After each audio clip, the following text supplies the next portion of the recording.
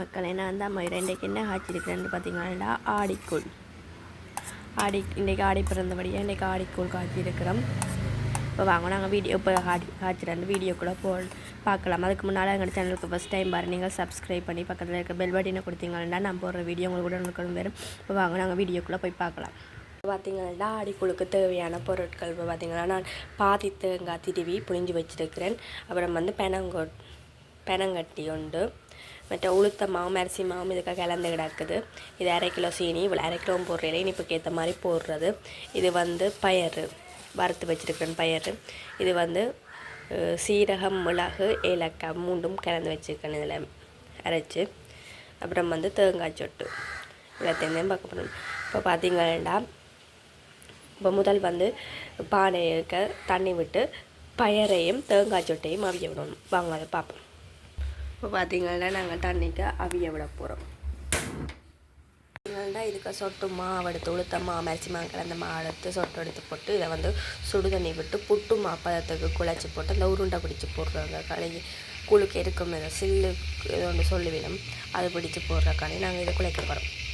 இப்போ நான் இதுக்குள்ளே பெரங்கட்டியை போடுறேன் கரையட்டு மண்டு. பார்த்திங்கன்னா புட்டு மாப்பதத்துக்கு குழைச்சாச்சு. இனி இதை சின்ன சின்ன உருண்டையாக பிடிச்சி இப்படி பிடிச்சி போட்டு இப்படி தட்டி போட்டு போடுறது. அது இதை கொஞ்சம் சின்ன நான் போய் நல்லா பண்ணிக்கிறேன்.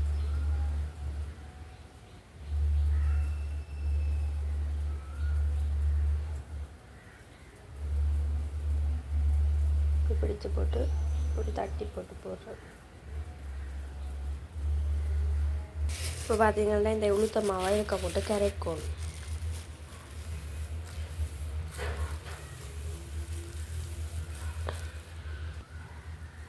பார்த்திங்கன்னா இதை நல்லா கரைக்கணும், கட்டி இல்லாமல் கரைச்சா பார்ப்போம். இப்போ பார்த்திங்கன்னா நான் சீனி வெப்பன் சேர்த்து இதோட கரைக்க போகிறேன். இப்போ மானெல்லாம் கரைச்சாச்சு, சீனி சேர்த்து கரைக்க போகிறேன். இப்போ பார்த்திங்கன்னா அவிஞ்சு கொண்டிருக்குது நல்லா. நம்முடைய வேலைக்கு செய்கிறபடியாக இருக்குன்னு தெரியல.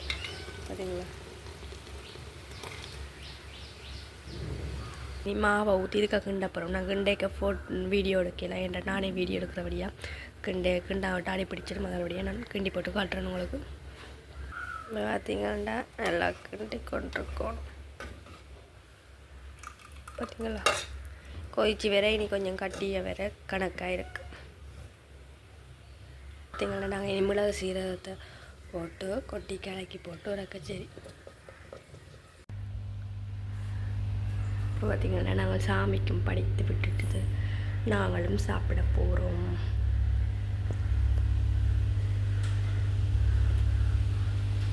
சாமியையும் கும்பிட்டு நான் ஆடிக்கூழ் குடிச்சிட்டு இப்படி எங்களை வீடியோவை முடித்து கொள்ள போகிறேன். பாய் மக்களே.